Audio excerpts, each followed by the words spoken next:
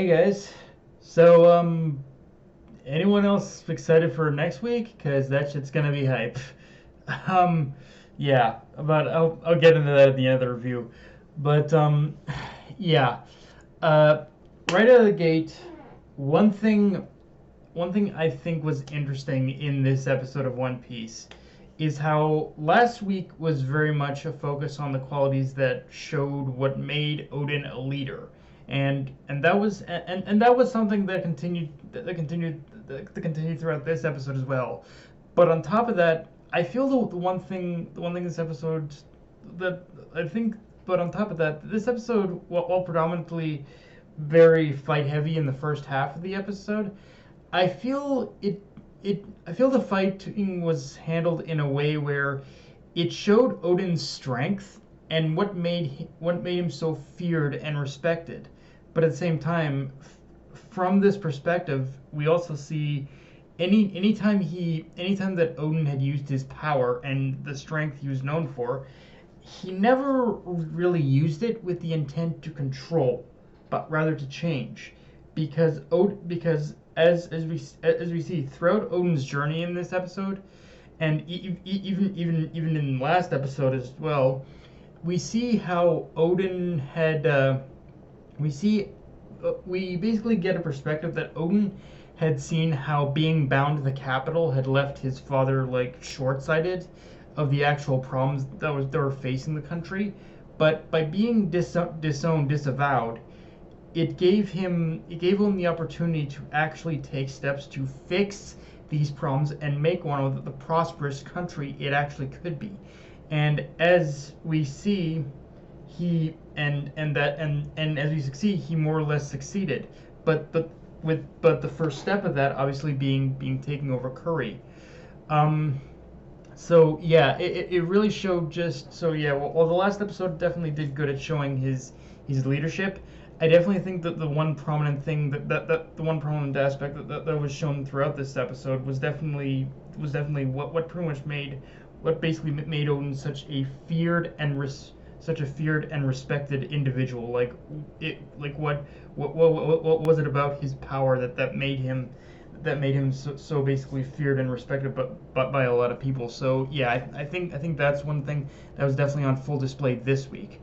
Also, a little bit of a final note thing to say on like the first chunk of the episode. I love how the soundtrack for the celebration of Korea becoming an actual province and an actual part of Wano, rather than just a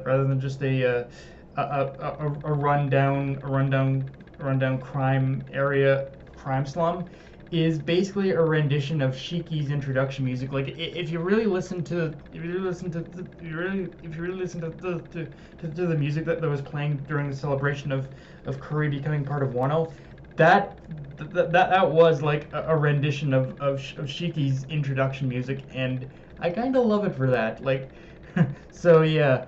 Um, I also really like how this wasn't. I also really like how one thing I also really liked about this episode is how pretty much is how Odin's attempts in order to change Wano weren't just limited to weren't just limited to Wano, but also to like fixing the relations between the people and the minks, because through the introduction of Kawamatsu, Inuarashi, and Nekomamushi in their youth with this episode, we find out that during this time the whole alliance that Wano had with Zou was really just a line in the sand, and that prejudice and hatred towards the minks and was basically still there, and that's where Oden I think felt the need to extend the hand of kindness the most, because after he saw how the minks and Kawamatsu were being treated, he felt he needed to show that relations between Wano and the minks could be friendly, but also just in general, I think Oden instinctively knew that instinct. I think the one thing that was actually also prevalent throughout this episode is Oden just instinctively kind of knew how to pretty much treat everyone equally. Like Odin almost had this philosophy of life of, if you treat everyone equally in the way they want to be treated, they they will treat you with that same kindness and with that same kindness back. And I really kind of jive with that. Like I feel that is a mentality that is kind of very rare, rare nowadays. Even in a even today's world, obviously, like there are kind people here, but it is still very few and far between who actually care. So yeah, um, and but but at the same time, it does. But at the same time, it also goes to show that no matter where you go, racism always kind of exists. Like racism, prejudice. These are. I think the one thing this episode that is it show that these things will always exist. It doesn't matter where you pretty much go.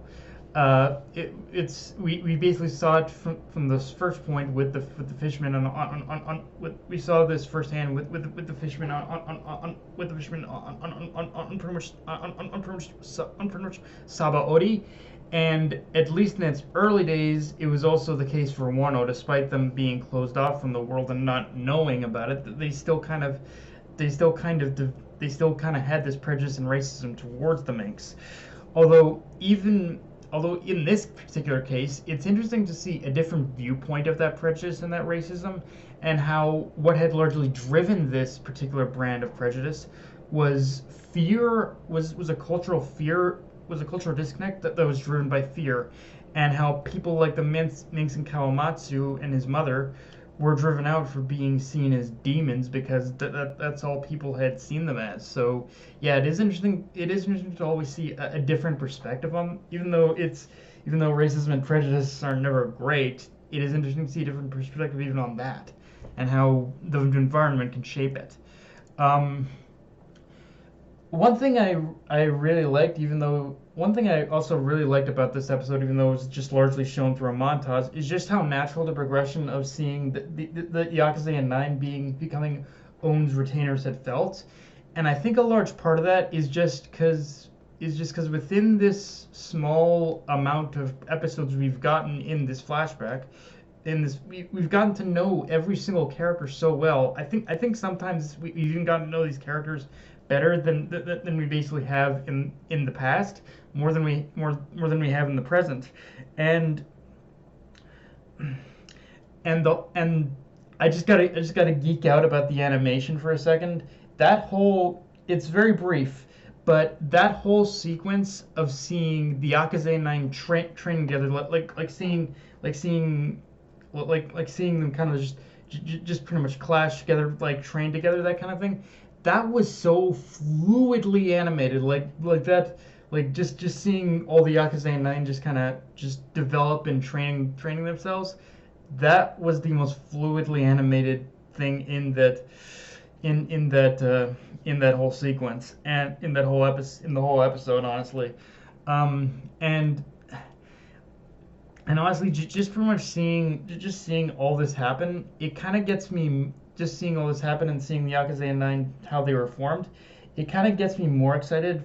It gets me even more excited for what's to come now, more than I did when reading this stuff in the manga week to week. Like, it's really just that one scene alone got me hyped in order to see the Yakuza 9, like pretty much fight a certain pirate for the first time. That aside, though, there is one little moment to pay attention to in this episode, which is the conversation between Denjiro and Oden about the latter lending Orochi money. Because it is a very small moment, but it's one of those moments that shows Oden's first major slip up that would lead to his downfall. And in fact, and the moment of Orochi eavesdropping on Oden's conversation with his father, it kind of also reinforces that point as well. And yeah, obviously the end of the episode shows. Obviously, the end of the episode, we see Whitebeard show up, and if the preview is any indication, next week's episode is gonna be insane. I mean, I don't want to get ahead of myself, But what happens next week could very well rival the manga, if not surpass it. Like, I think that's generally going to happen here. But yeah, guys, that's all I got for this review. If you enjoyed the video, like, comment, subscribe. Follow me on Twitter, Facebook, and Crunchyroll. Dead Knight of Anime, signing off. Later, guys.